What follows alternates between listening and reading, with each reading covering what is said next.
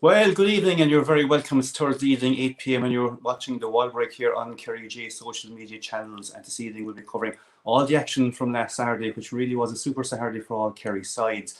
We'll also be looking later on at maybe the life and times of Mikey Sheehy as we look back to what it was like 40 years ago. We're celebrating, of course, Kerry's 4 in a row in 1981, as well as that we'll have Dan Kearney on later on to talk about what's in the newspapers. But first, let's get into the action. Kerry had a very impressive win in Fitzgerald Stadium on Saturday evening, and we have picked up the last 3 or 4 minutes of the action live here for you.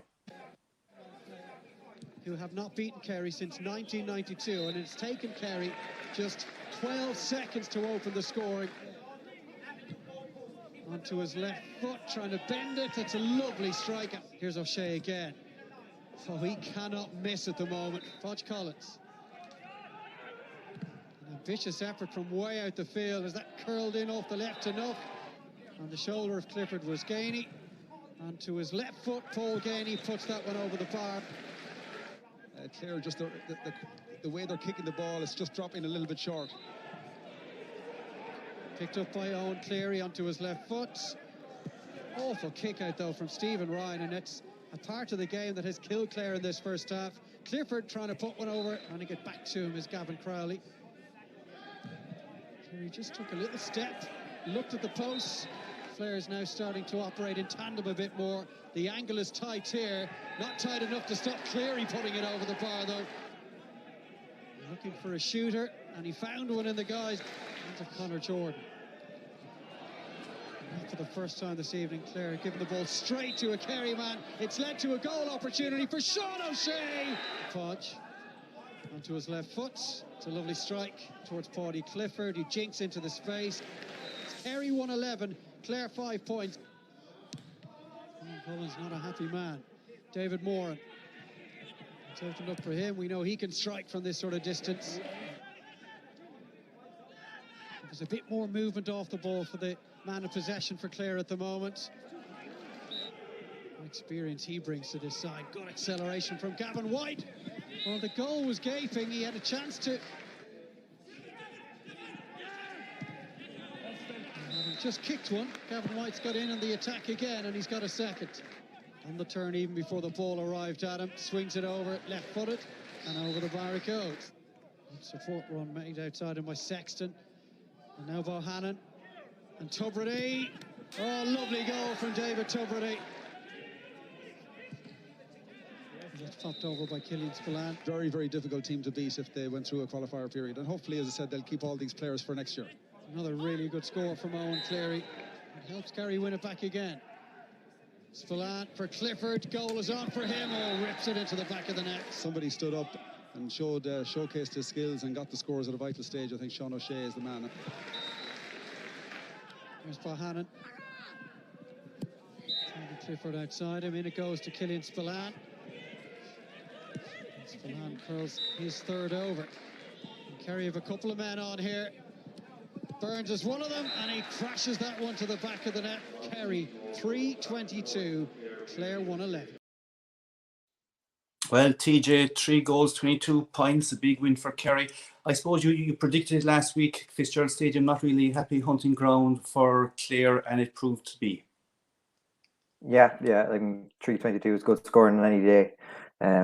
Peter Keane he'd be relatively pleased. I mean, I think apart from the win, which is vital after what happened last year, the second most important thing is we seem to have got out of it without any injuries. I know there was a scare about David Clifford, but apparently he should be okay for the Tipperary game. I think Kerry, they kind of played in fits and starts. They started off like a rocket, 5 points within the first 7 minutes. Sean O'Shea kicked 4. He was playing inside and full forward. He was electric inside there, scored 2 points off his right, 1 off his left. He knocked over a free. Then after that, between that and the first water break, I think Kerry scored 1 more point. And it wasn't until the last 5 minutes of the first half that goal from Sean O'Shea again after a beautiful pass from Paudie Clifford kind of set him up for, I think, that a 9-point lead at halftime. It was like that in the second half as well. The third quarter was very poor from Kerry's point of view. Only scored 2 points.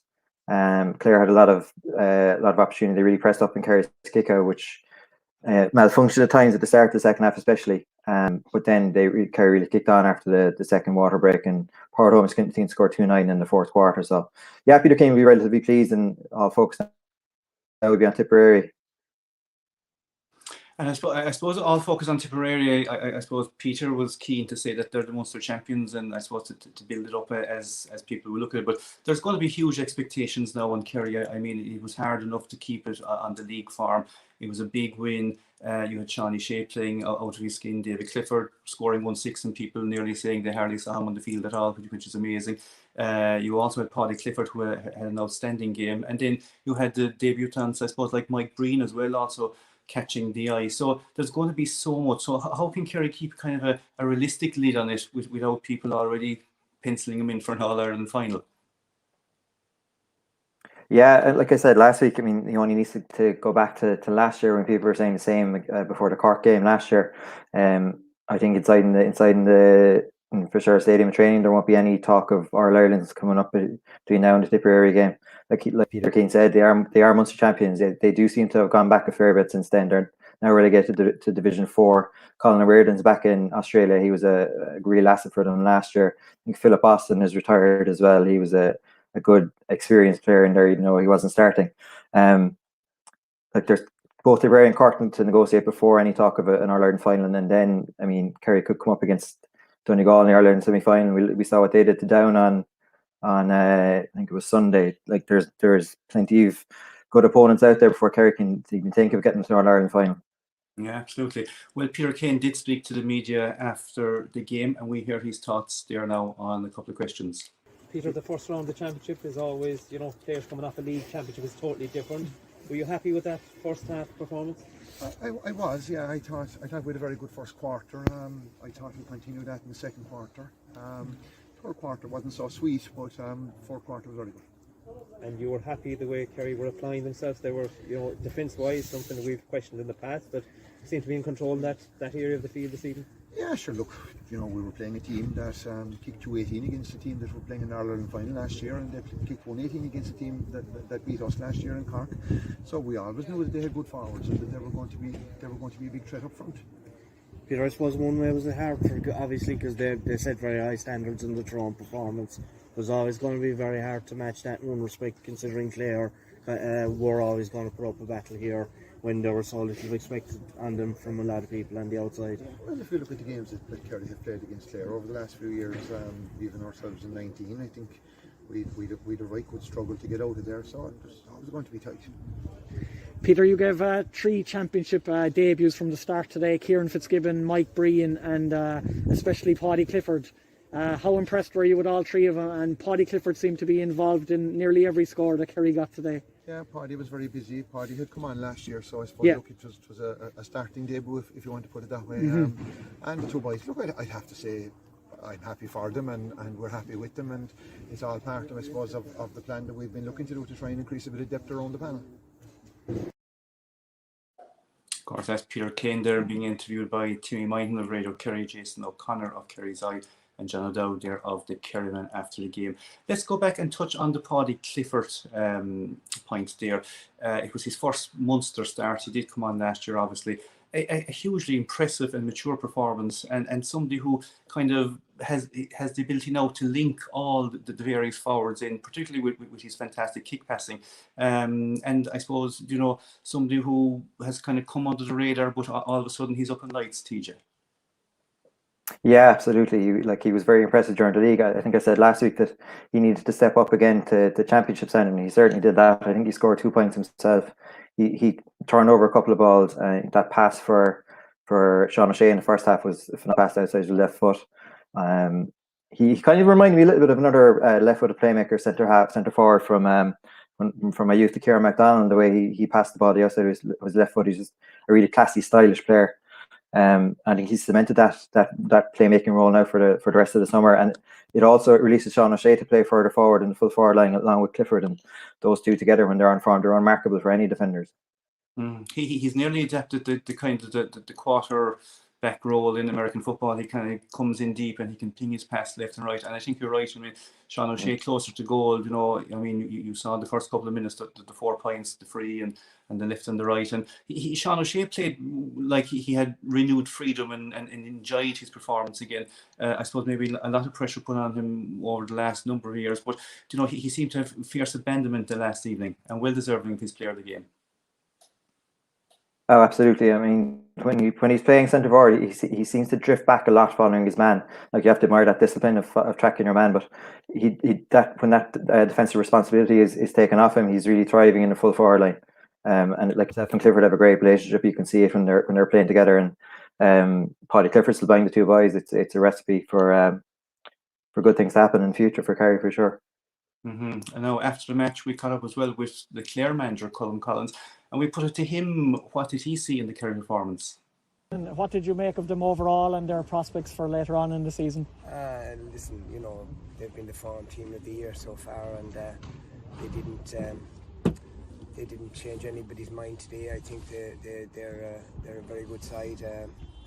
They've got obviously their forwards are well held with some excellent defenders as well, and their work rate across the pitch was very good.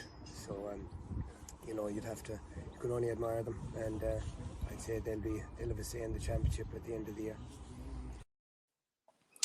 And that, of course, is Colin Collins of the Clare manager. TJ, something you wrote on your own website, backspin.ie. I suppose the unfortunate for the likes of Clare, who are a team that need to progress a little bit, but no back door, their season is over. It's very disappointing that they don't get at least another day out where they could have maybe redeemed themselves a bit better than they performed on the day.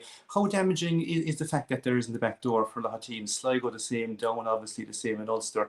It really could have been accommodated, could it? I think so. I think there could have been a different structure put in at the start. Now, I'm hesitant to be too critical of the GA because the start of this year with the COVID figures that were there, when we would be possible to even start the championship. So, like, it's easy to be wise in hindsight, but it's very disappointing. I think by come Sunday evening, I think 14 teams will be out of the football championship after playing one game, which is very harsh for players who've been. I know they weren't collectively training, well, most of them anyway, till April, but they were all putting in their own individual efforts from the end of last year, we'll say. So it is very tough on those players.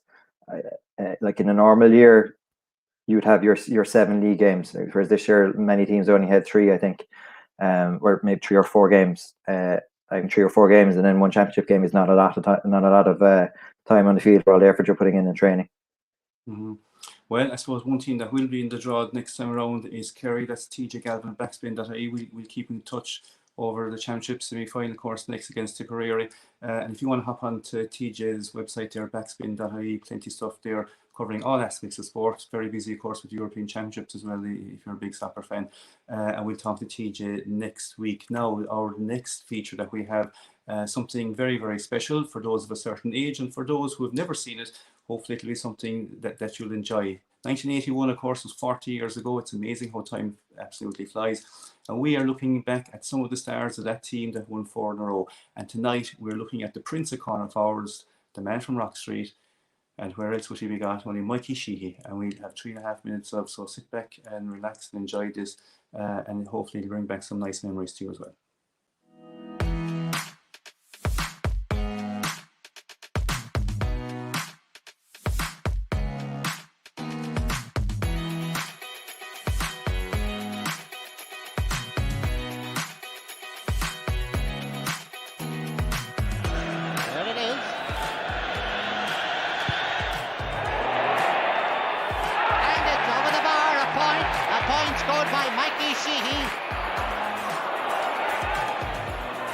Chipped up there by Mikey Sheehy and over the bar. Oh, a Mikey Sheehy chip up, reminiscent of the late Paddy. Oh, Ger Power gone through to own wrist and back into Mike Sheehy. What a goal! What a goal that was! Back into Ger Power. It was a nice return pass, and that's Tom Doyle, and this is Mike Sheehy, and that's the goal. Oh, that was a beautiful one.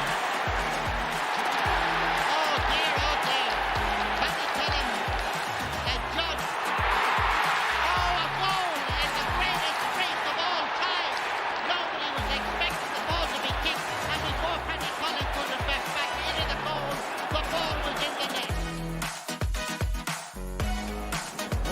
lovely ball, Mikey Sheehy, and it is a goal. 2 goals and 4 scored by Mikey Sheehy. And as they say on the stage, you ain't seen nothing yet. There is another goal, and this one also scored by Mikey Sheehy. And it's a one-man walk over there. Not getting it in, and it's a point. A point in the very early moments of the game. They go for that, and it is Ogie Morton. It's into Mikey Sheehy. Oh, it's a goal by Mikey Sheehy. Oh, what a crashing goal. 13 points to 8. And here's the kick. And it's a goal. A goal for Kerry. A goal for Mikey Sheehy. The handover of Sam. And Sam with the Kerryman most day is going back home to Kerry. This is Owen Liston. This is Tommy Doyle. This is John Egan. And that is Mikey Sheehy. And it's in the net. It's in the net. Egan has gone out to his right. And to his left is Mikey Sheehy. There is the goal.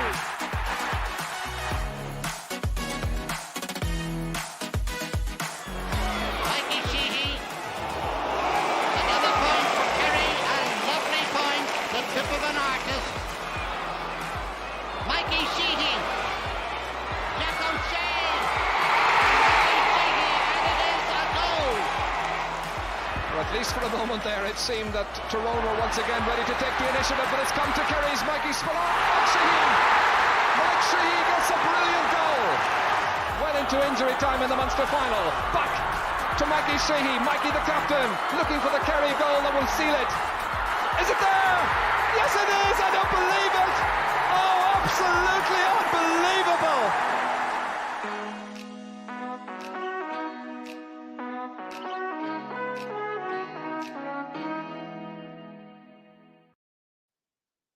And that, of course, was the wonderful Mikey Sheehy. Now, to be in a chance to win a house in Killarney, a 3-bedroom house just 5 minutes from Killarney Town Centre, offered just €100.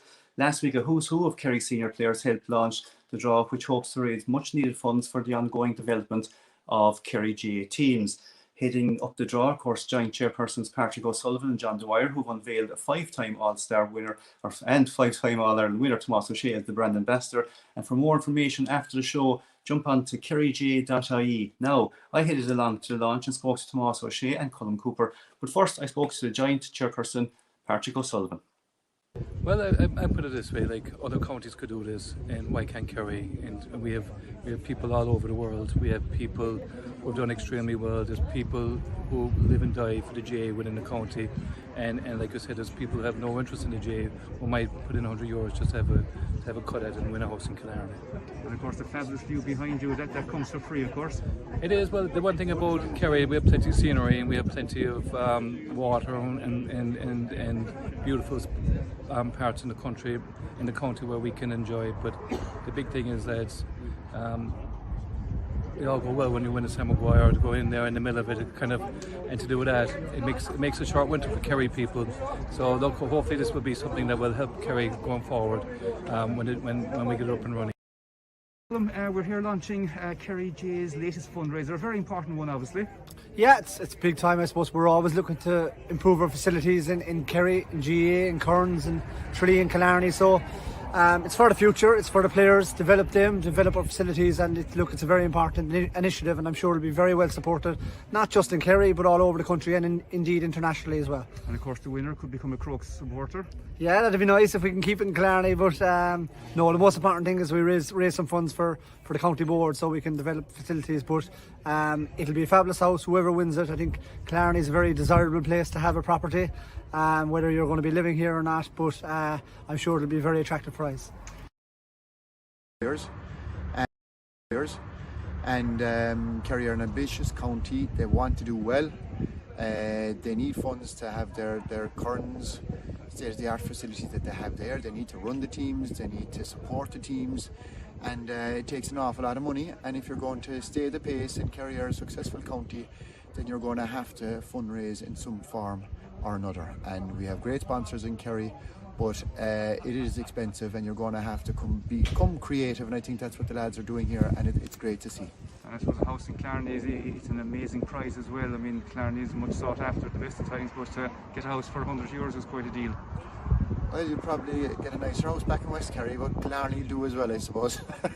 €100 for a house is it's brilliant, and a lot of clubs and other counties are coming up with initiatives like it. That, of course, is Tomás O'Shea.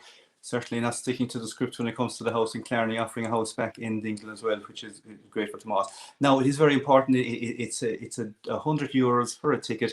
kerryj.ie, you hop on there, but also there is an added incentive of €1,000 in cash for those who sign up early, and there will be a draw just around the corner. So, as I said, hop on there. If you don't win a house, you might win €1,000, and you could win €1,000 a couple of times and a house as well.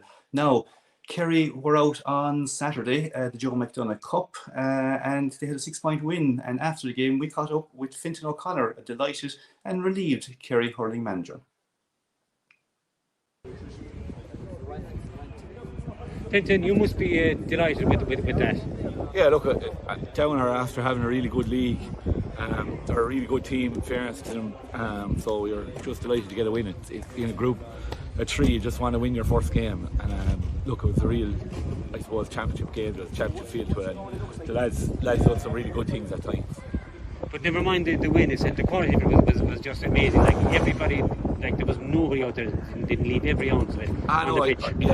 They emptied themselves completely, and look, I presume that's what you want to do every day. And look, in fairness to them, everyone that came, even the lads that came on there, really added something to it as well. You know?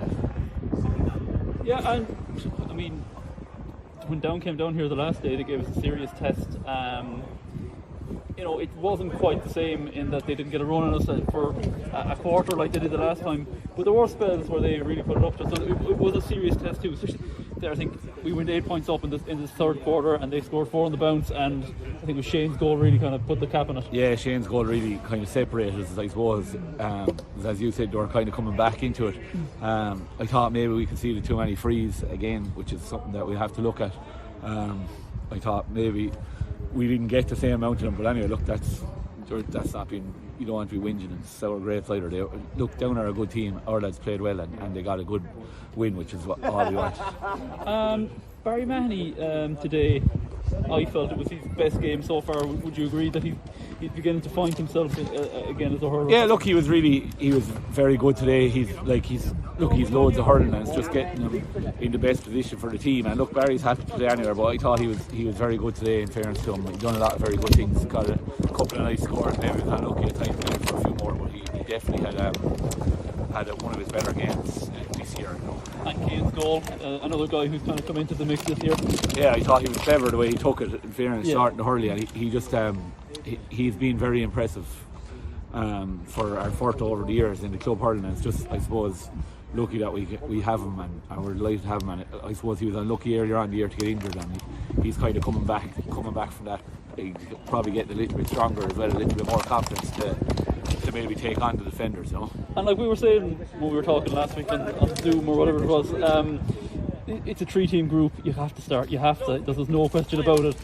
But for a team that was under that kind of pressure, you know, you played, I don't know if relaxed is the right word, but there was no inhibition to the way they played today. No, look, they're trying to do the right thing. We made loads of mistakes again today, and you could hear like the groans, I suppose, and it was brilliant to have so many groans around the place. We don't want groans, but it was great to hear, I suppose, the groans around the place, and we did do the things wrong, but you know, then lads are coming back and getting back to watch it, and it was nice to have, I suppose, the people that support them in supporting them, and look, they used the ball well at times, made loads of mistakes at times, but look, it's something that they're getting better at, and we'll try and keep doing it. And I thought as well, when we went direct, at times it worked very well too, so it was kind of getting the mix right is what we're trying to do. And also that should give you huge confidence going up to meet a game that maybe you might have you say, playing away from home, you mightn't be that happy, but now you can go up there with full confidence. Yeah, well, look, Meath will be it's the same. Meath are playing down next week, so we'll, I suppose, get to rest up next week and see what happens in that game.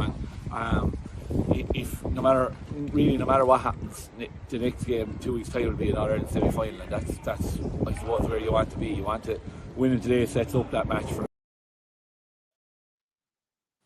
And of course, that is the delighted Fintan O'Connor. Now, earlier in the week, we caught up with Mike O'Halloran of Radio Kerry Sport Commentary, and we asked him for his views on the game and how he saw Kerry progressing.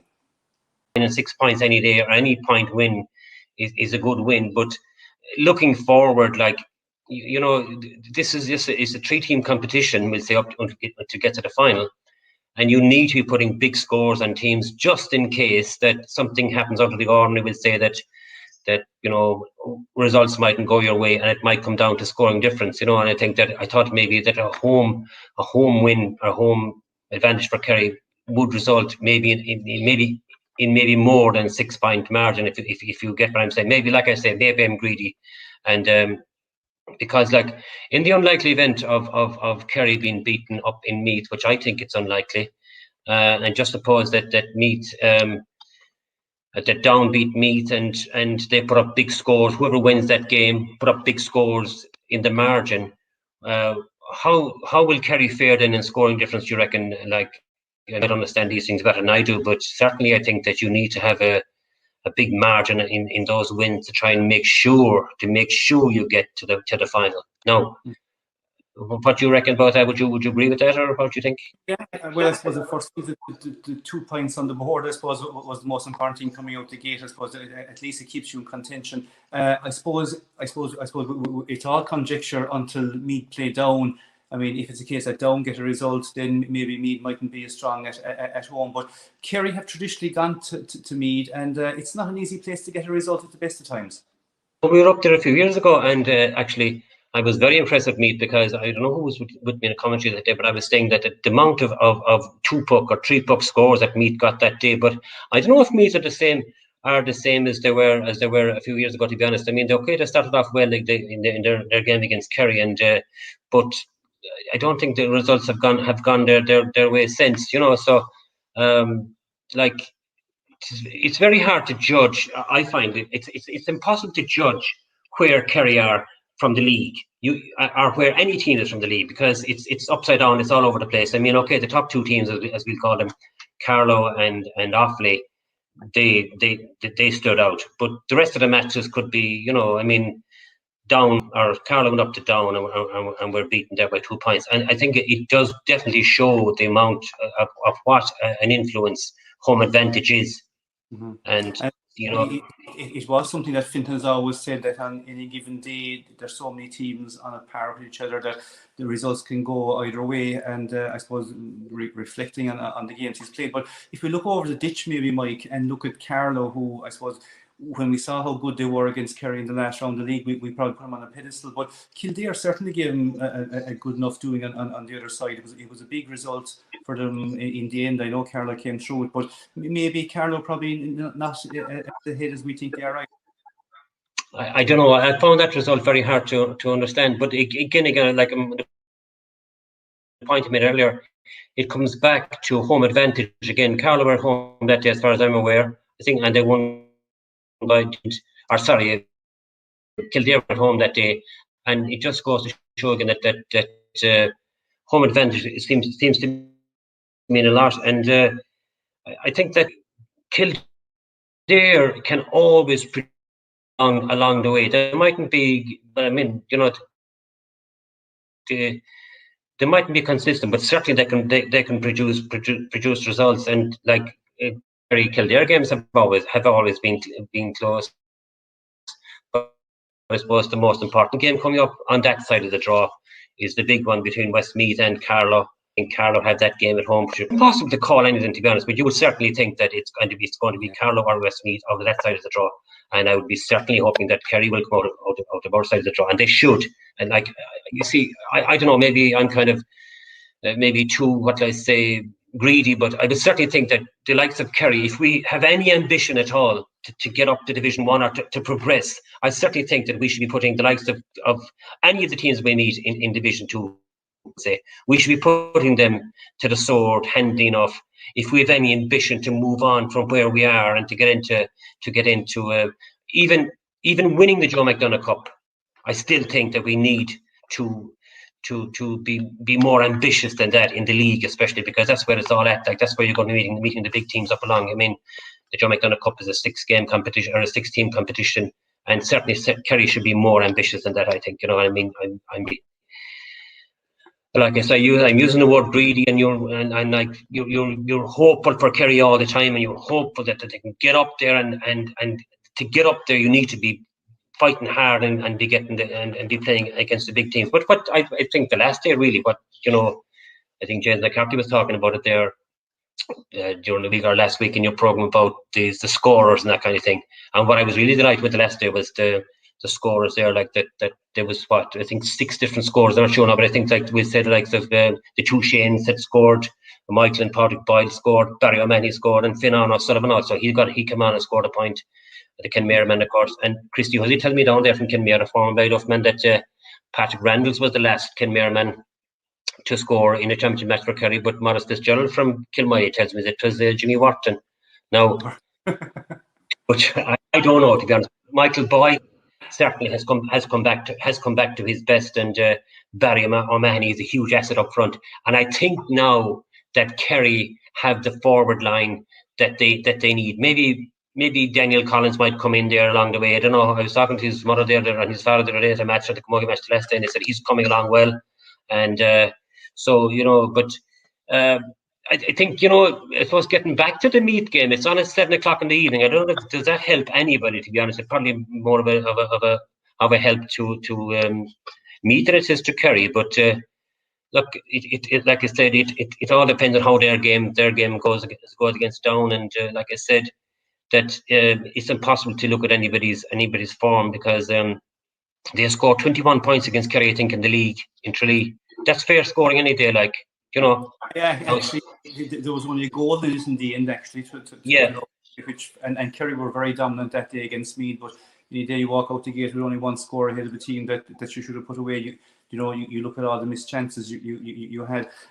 Something that Fintan touched on his match interview afterwards was the 200 people back in Austin Stack Park. He said it gives you a fair indicator, he says, of how good you're going when you hear the groans behind you in the stand. And I suppose it's something that has been missed from games. It's certainly nice. I know it's only a small number of people, I suppose, dotted around, but the majority were family members, and it is great, Mike, to see, we'll say, family members of the players, particularly in the hurling side, getting in to have a look at them. I suppose streaming is great, and we all like to watch that, but it doesn't replace the real thing, does it?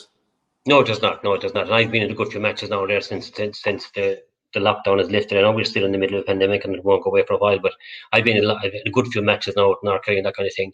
And you just miss the like fellas, like, you're coming into the crowd and they say, "Oh, look at the man in here. No, it's not about hurling. He'll be on the radio there and all this business," which I love. I love the banter that people have, and you know that he's all balled up or he's all this or that, and I just love that. And you miss that from matches. Same as yourself there.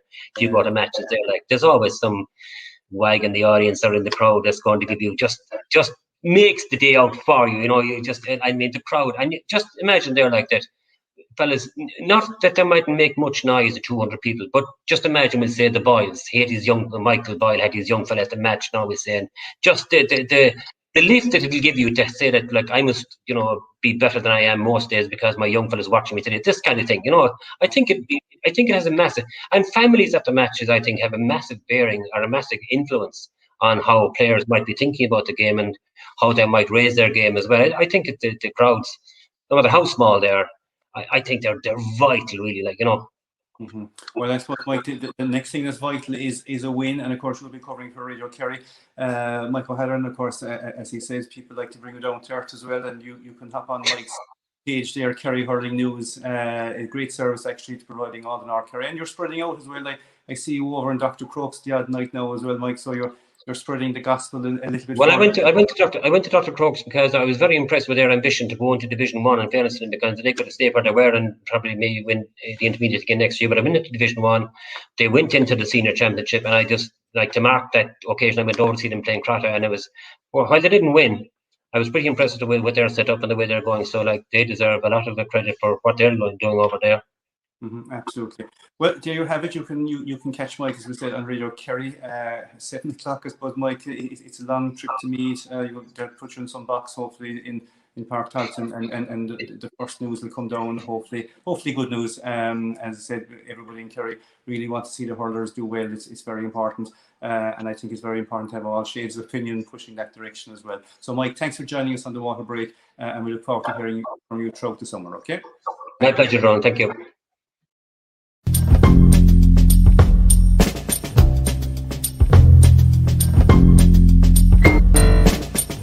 Take your time, it's only me. We got lives to lead. Where we'll go, I do not know. Make it slow, make it slow.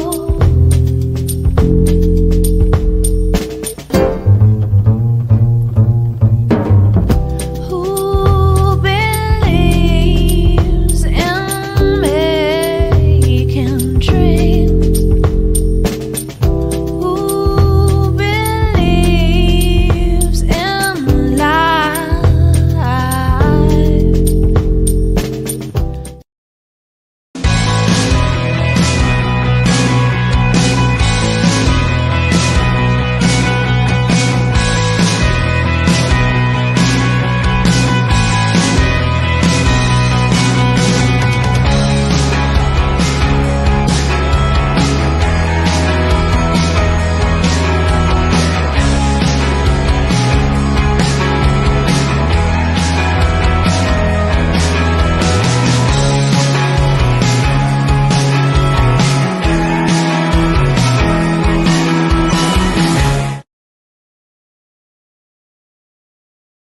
Bhí ó cadnamh gnách I Parc Avishtín de Stac I Drálí de Luan Secache agus crinú blintúil de cuid Comhairle Chunda Kearney siúl ann. Tá an comhairleoir Jimmy Maloney as lis túil mar ard fear nua do Kearney agus teorann ann ó thaobh daoine a bheith cruinnithe laiste mar gheall srianta Covid, bhí sé barta úsáid a bhaint as an stad agus bhí na comhairleoirí lonathe san ardán bhonn scar sóisialta. Tá Seán Ó Sé tar éis gradam pelador na seachtaine GA.ie a bhúcant an teachtain seo. For fear an nedín níos mó ná 6,000 vóta tar éis dó cúil agus 7 pointe aimsiú I bhua Kearney thar an clár an tarthan Secache.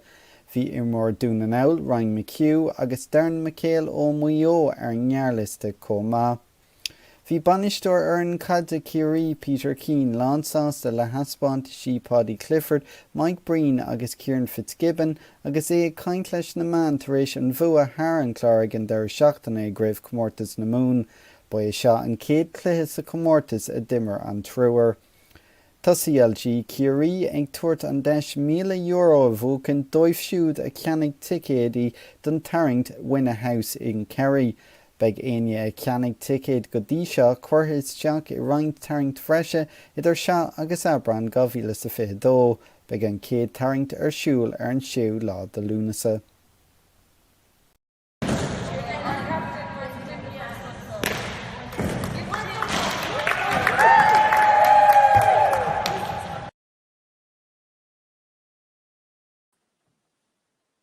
And now it is time for the Camogie Roundup, and joining us is Dermot Kearney.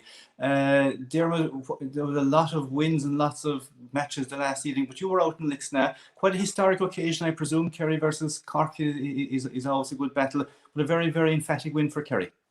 Yeah, Donald, it was. Even before the game, there was a lot of nerves going around Lixna. You know, Kerry and Cork always have the historic rivalry, and in the intermediate game during the league, you know, Kerry did not have a fun time of it. It was a similar enough scoreline. You know, they were hockeyed out the gate really in that game, and you know they were up against a junior team that we hadn't seen much of, and you know even Ian Brick was fairly nervous going into the game as well. He was, you know, what's it going to bring? Are Cork going to put us to the pin of our collar? And after the first couple of minutes, Kerry looked very comfortable. They looked the more experienced team. They looked that little bit stronger, much fitter. They had that the team spirit there from the last number of years.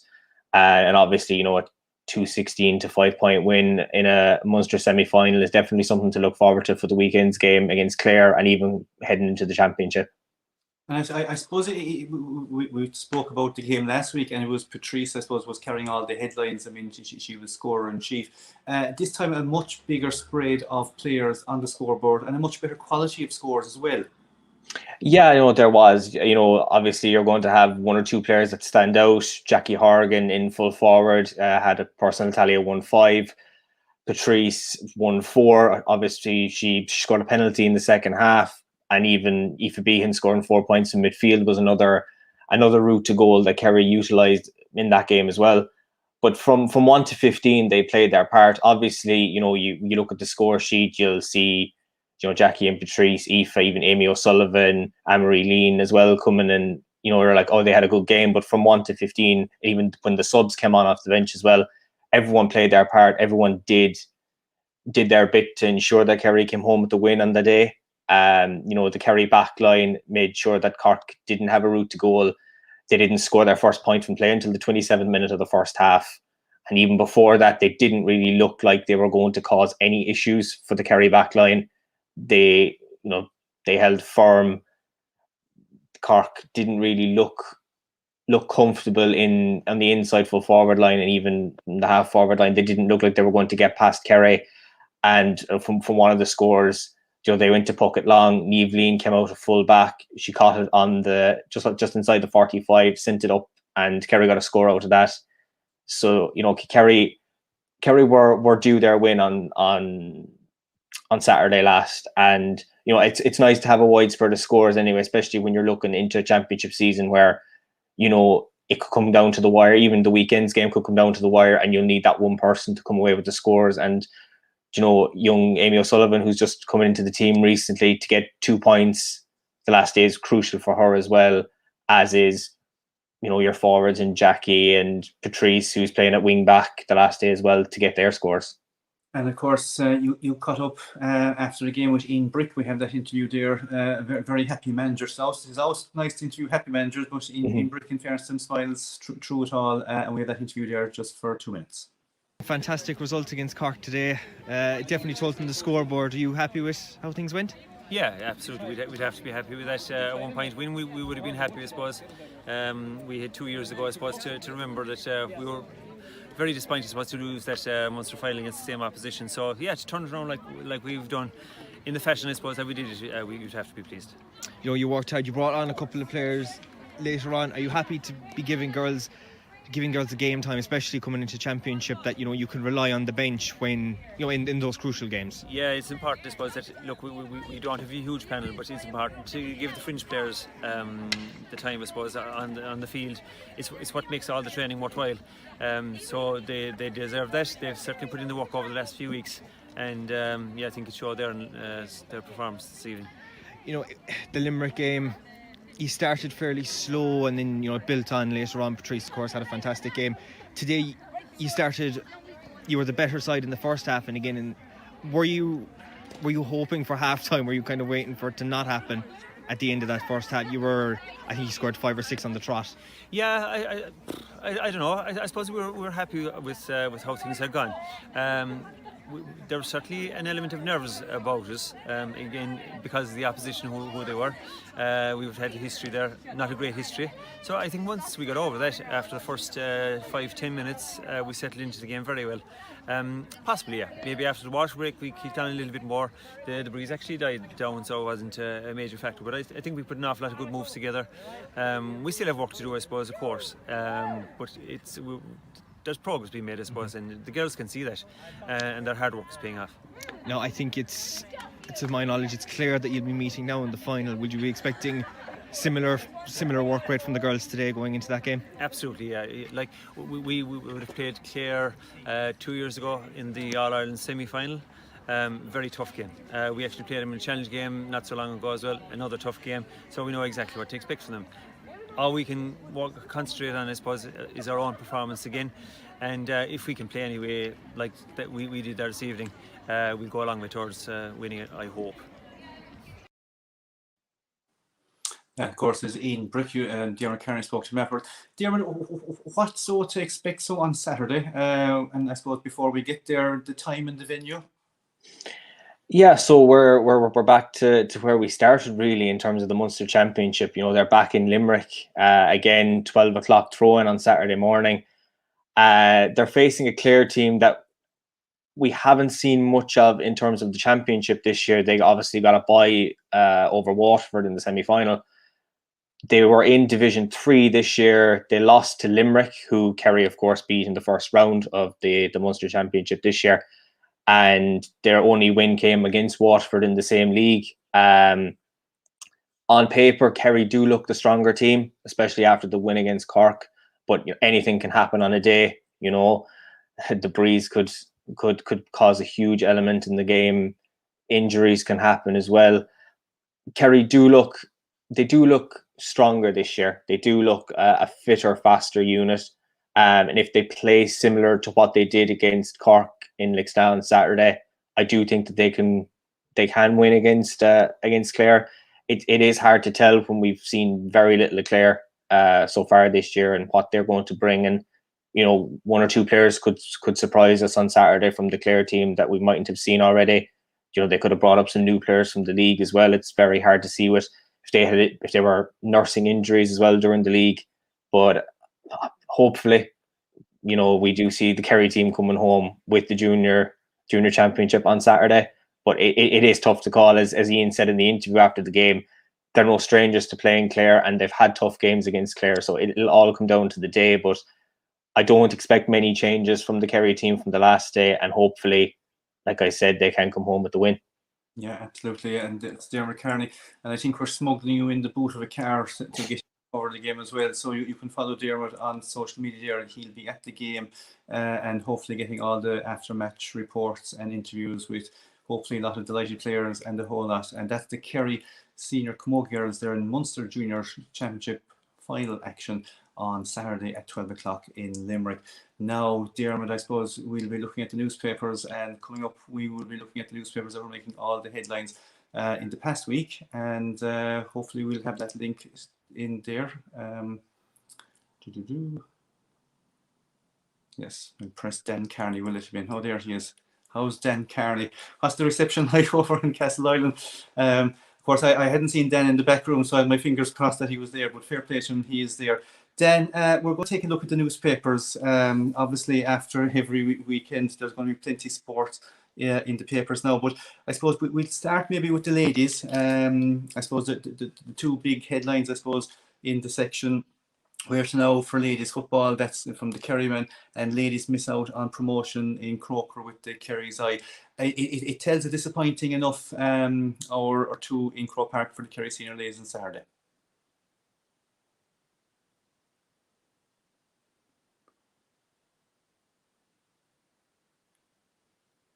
Yeah, I think poor old Dan is on mute, is it?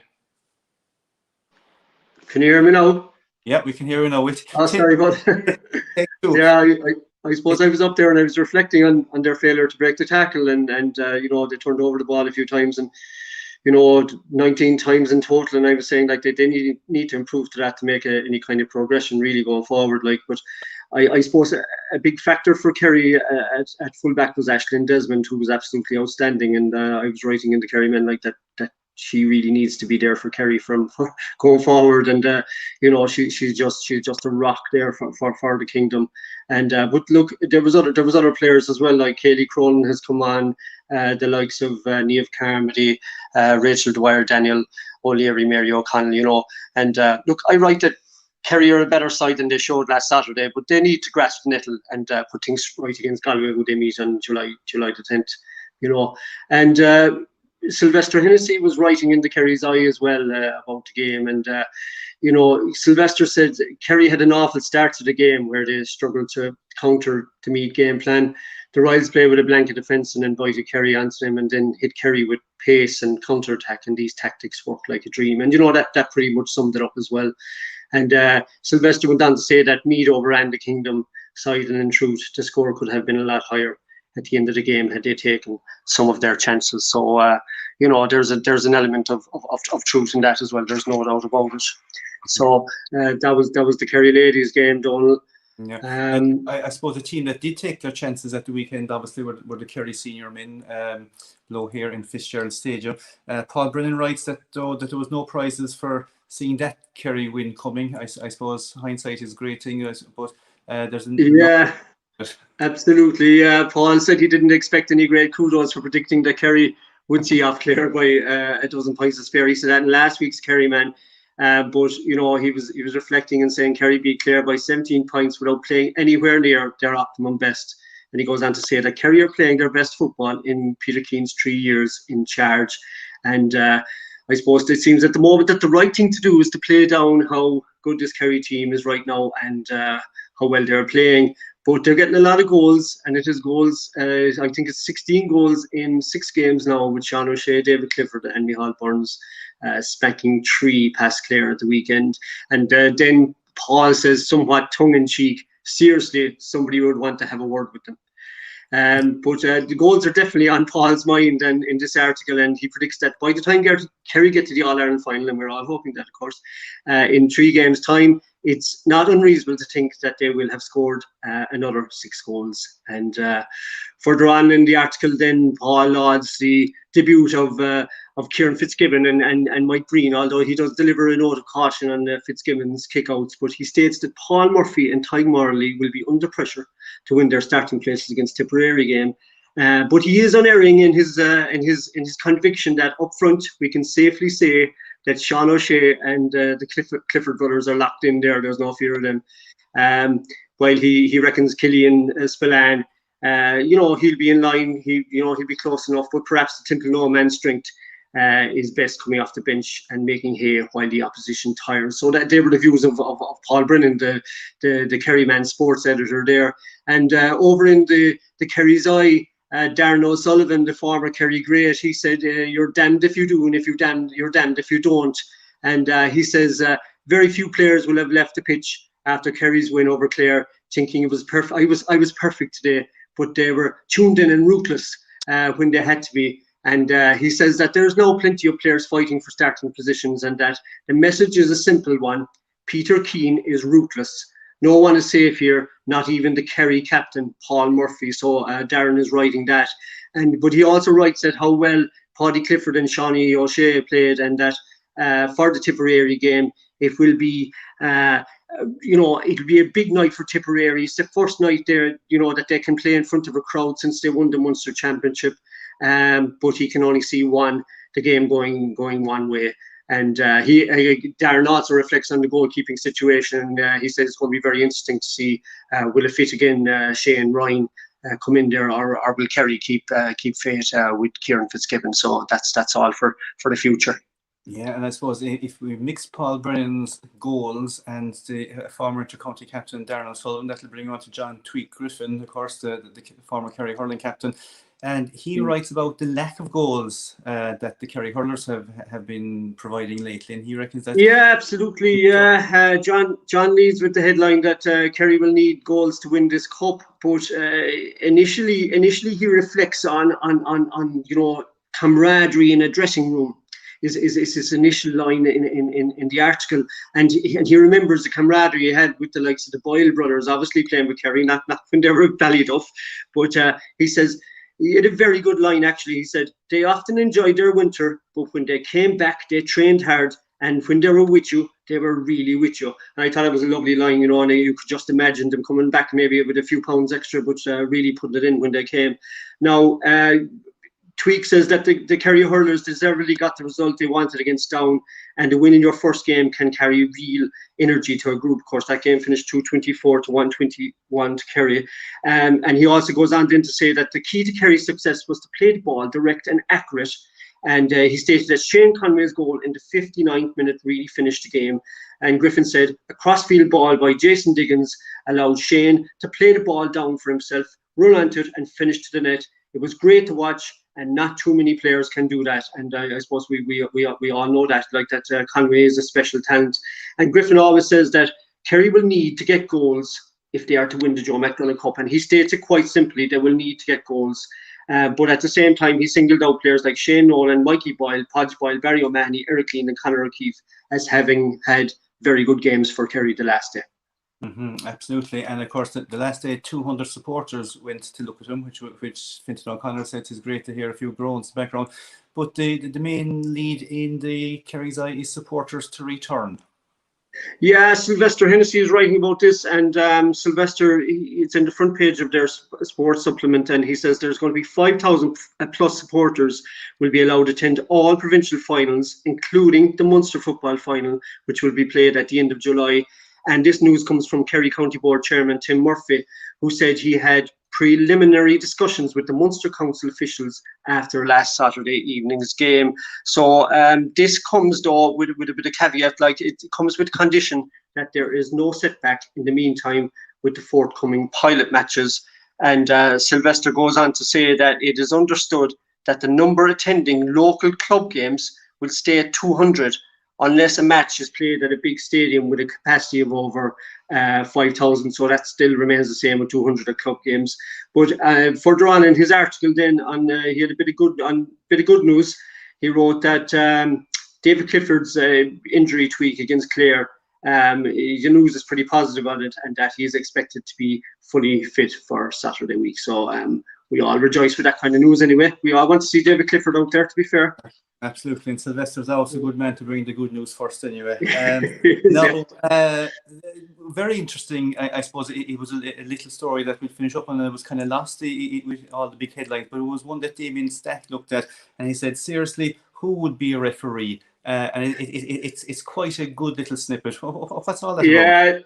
It's a lovely little article from Damien, and basically, I suppose he went to the game the last day, and he ended up in a makeshift press box in the main stand of Fitzgerald Stadium, rather than the more salubrious surroundings of the regular press box in the O'Connor stand for the Kerry v Clare game. But Damien, he writes that it was a fairly eye-opening experience, we've got to say, and then he goes on and says, it did genuinely take us aback the amount of criticism, if not downright abuse, the referee took in the match.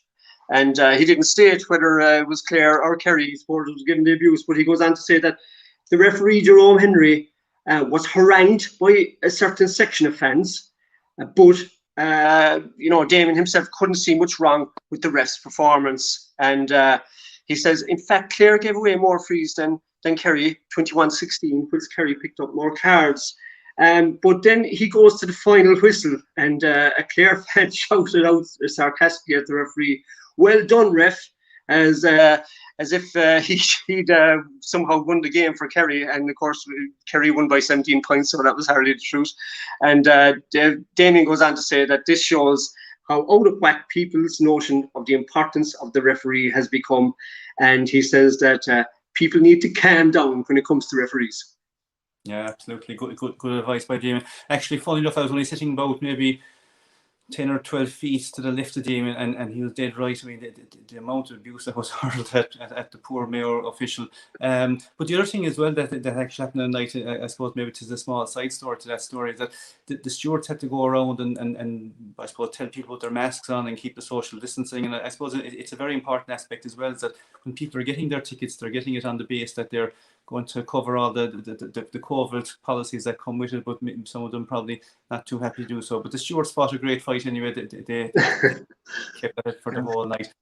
Dan, you will join us again next week. I suppose next week we won't have a whole lot of matches to report on, but there's still going to be plenty news and reviews and reports in the Kerryman and the Kerry's Eye. And if we get a couple of other ones for you to have a look at as well, you'll keep us in contact with us. Kearney, of course, who writes there for the Kerryman, and of course a Proudcast Lytle man who likes to keep himself on mute there for the first 15 seconds just to put the fright of God in all of us. But we open it up. Now, another man that put the fright of God in an awful lot of people down through the years was Tomás O'Shea, and tonight we finish with his message, which is a very, very important one for Kerry people all over Ireland, all over the world, and anybody with €100 in their pocket that wants to secure the future of Kerry J. So we end tonight's show with the words of Tomás O'Shea. We're here in Killarney today to launch Win a House. you can win a house through the Kerry GAA with a simple raffle. We want to sell tickets valued at €100, and I suppose the key thing here is we're all after going through a very, very long year, a tough year through COVID, and we need to fundraise, and teams and local clubs and counties are fundraising in their own general way.